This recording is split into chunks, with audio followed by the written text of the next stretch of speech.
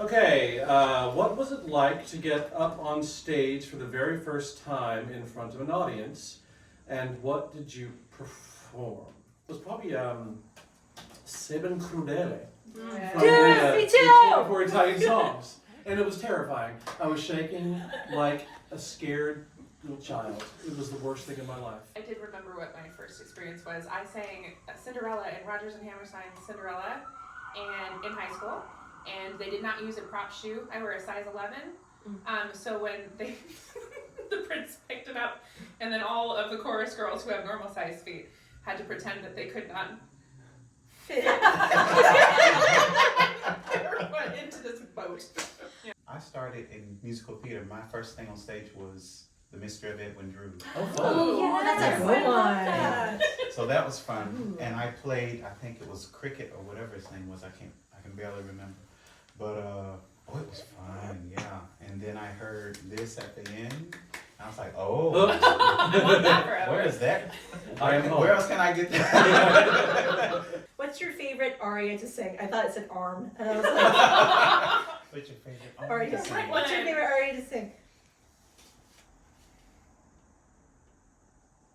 Come back to me.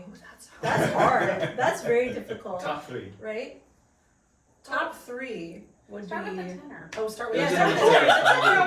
yeah. That's a Norma. No, I have to sing that. It's like I call it the obligatory aria because every time I go anywhere, they always want that. It's great. It's a gorgeous aria and it's world famous. But I much prefer Elige van Estelle from Tosca. There's so much more nuance in that, and it's just a gorgeous, gorgeous aria, and it gives you the opportunity to actually sing softly, which oftentimes we don't get, or we don't take advantage of. Anybody else have a favorite? I'll give a top 3 because I can't pick my favorite one. So, top 3 are gonna be Sempre Libera.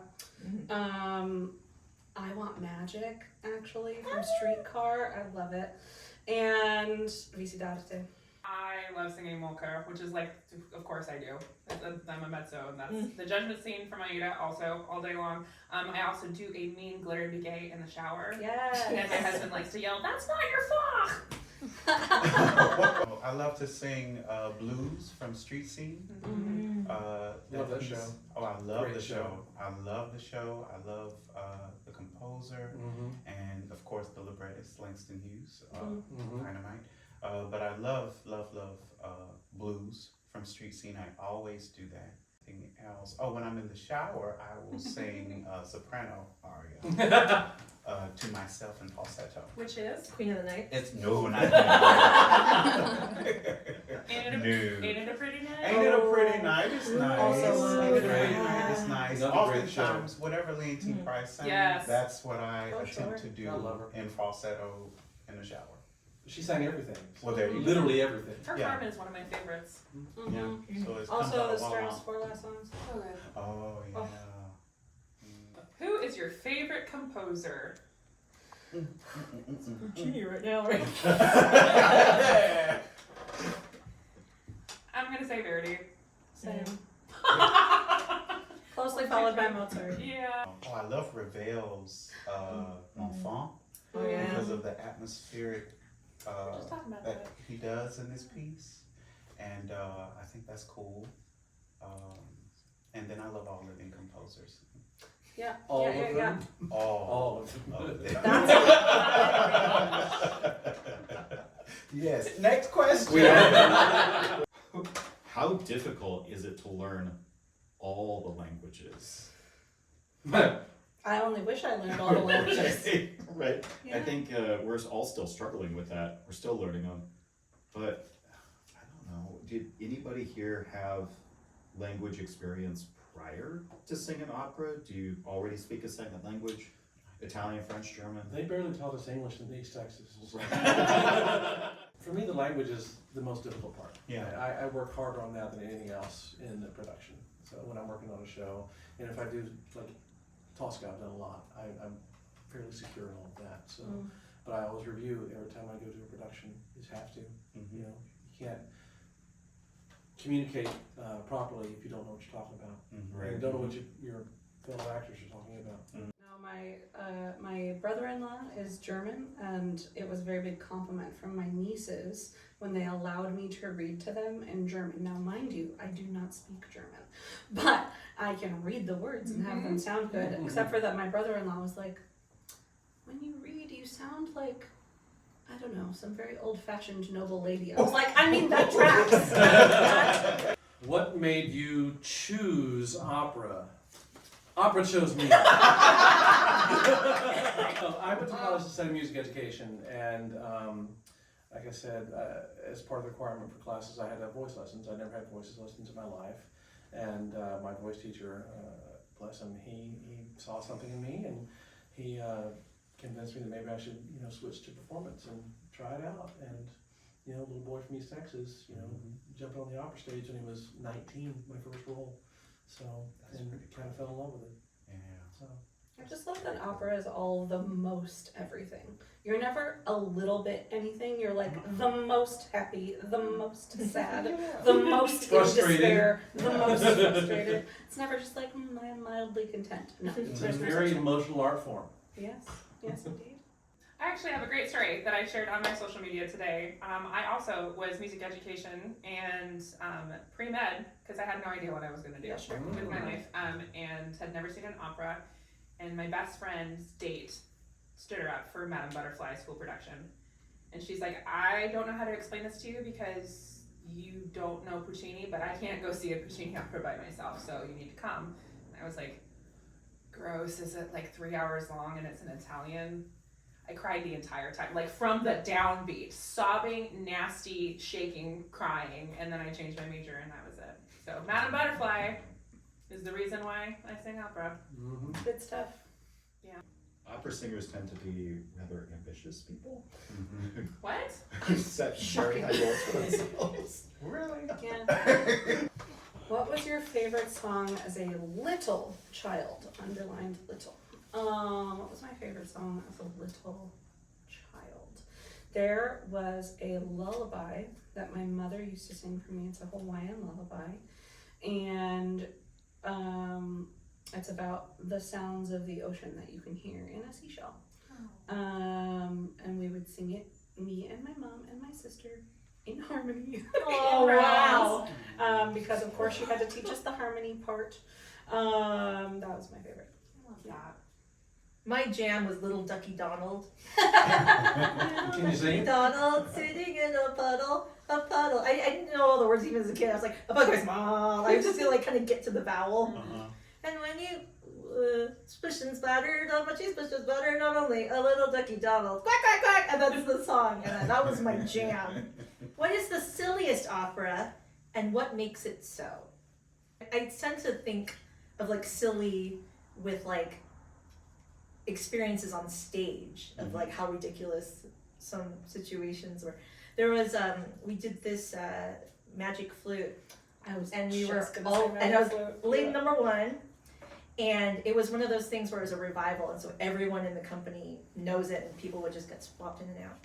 And it was my first year, and I went, and the director told me, okay, now's your time, you straddle Tamino, and then you just rip open his shirt. And every time I ripped open his shirt to like feel it, there would always be like a tank top underneath. And then one day he got sick, and they brought in this very attractive gentleman. And I opened up the shirt, and there was no tank top underneath. And so it was one of those like, I'm so sorry, I gotta I was so embarrassed. Oh my gosh, my favorite, silliest prop was in a production of Don Giovanni, actually, where we were double cast. So, of course, on your off night, you sang in the chorus. So on my off night, singing in the chorus, of course, like you do. We were doing a modern production. And so for whatever reason, within this office that we were doing this production, you opened a drawer and there was a fake rubber rainbow trout that I got to just like wave around to the back of the stage for no reason during Fincandelvino, and it was absurdly fun. And then I had to tone it down because the director said I was having too much fun. You did I'm a good stitching job with the there. trout. I got one, a silly one. So, it was Johnny Skiki. Mm. It's already built in. Oh yeah. But the director, it was my first time doing it, and the director was like, told me to do something that was a little opposite towards the text or anything of that nature. And I was back though. And I just came up with something, jumped on top of, what's the dead person's name? Bozo. Yeah. So Bozo was staying. Yeah. So they had a prop in the bed, and I remember I had the wine bottle, and I was like, well, he said try something different. So I got on top of the thing and just whacked them one good time with the bottle, and then turned around and said "Salvame" because they were doing a double bill Nice. of sworn jelly. Yes. Yeah. Yeah. And he let me do it. He was like, "Great, keep it up." I was like, "Okay." How long does it take, particularly for sopranos, Mm. to find out what Fach you are? Forever. And does it change over time? Yeah. Forever and yes. Yeah. Yes. Yeah. For me, when I was younger, a lot of folks tried to put me in the boat of being a light tenor singing Alma Viva and so more the florid things, the light Mozart roles, and I never was very good at those things, and it just didn't fit my voice. And it wasn't until I got to my late 20s and early 30s that I started looking at Puccini and Verdi, and I thought, wow, this really fits. This feels good. It feels right, and I never looked back. So, but obviously, we all know the voice and how it works, and it takes time for the voice to grow. 28 years old, you're finally finished growing, ossification sets in, and then by the time you're 35, you might hit your maturity level and be in your prime. It takes a long time. It takes a long time, and you get a lot of advice from people that think they have your best interest at heart. However, the best person that knows that is you. That is true. Yeah. So, Preach. Just one thought to another, it changes where you're going to be lying most of the time. Yeah, it can certainly be tricky. I've done a lot of work recently of doing sort of two different Fox, like back to back. Like I was saying over dinner, I was a lyric coloratura soprano for a while, and then I went from singing Violetta to Mimi to recently this year Donna Anna to Tosca, and going from Donna Anna to Tosca was definitely a moment because I finally understood what people have been saying for years, that it requires really different kinds of singing, and I had to narrow out my voice so much for Anna that I was like, oh, where'd the rest go? For Tosca. There are people that start too big. They start off doing too big arias, the arias are too big for them, and then they realize, oh yeah, that this slim one is much nicer. I mean, that's exactly what happened to me. I had a teacher in college who was wonderful, but heard what my voice was going to do now and got really excited. And I was singing things like In quelle trine morbide and Tace la notte, and I was like, something hurts when I'm singing. Is that supposed to happen? And then a coach of mine saw all that music in my binder. He was like, you take this out and you burn it for now, and you go find a new teacher. And then I went way later. So I switched to Pamina and all the Inas and the Etas again. What do you do if you have a sore throat on performance day? Steam. Steam? Tea. Tea? Yes. So this is a really deep question. How do you distance yourself from a death scene after having experienced the death of a family member, spouse, or close friend? Wow, that's not a I don't distance myself from that. I use it. Yeah. I use it. That's experience you want as an actor. Yeah. Why throw away those experiences? Because then you have more to bring to your role in your experience on the stage. And it's It's a life nice way to experience. process that experience for yourself. And I knew it was coming. How long does it really take to learn the lyrics that are in a different language? So assuming that this is a language that you don't speak, it takes me a while to really get it into my body, I think. But if I'm not spending about 6 months on something, then I don't think I've done it justice. It takes me about that long to really memorize it. Depends on the language. Yeah. If it's Czech or Russian, it's going to take me a minute. Yeah. Depends on deadline. Yep. Also that. Because I've had an experience where I have to relearn something very quickly, and so you'd be amazed what the brain will do in 3 days. Yeah. That's true, yeah. Do you practice daily? No, not every day. No. Every day. Then, you know, I mean, I think it's safe to say that a lot of singers do a lot of mental practice, whether you want to or not. Mhm. Like, I have lyrics running through my head constantly. Oh, yeah. Dreams. Well, and there's also a big difference between like skill building practice and music learning practice. Those are two entirely different things. Sometimes they go together. But like what I think of as practice most of the time is that like skill building practice as opposed to the constant Yeah.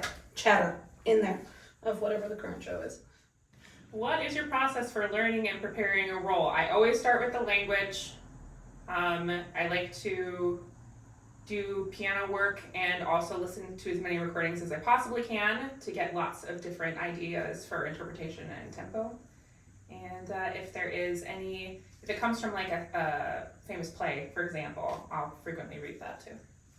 That's pretty cool. And of course, all of the coaches and teachers that Oh came my gosh, in. so many people help. Yeah, it takes a team. Mhm. Definitely. A lot of experts involved here. We love you.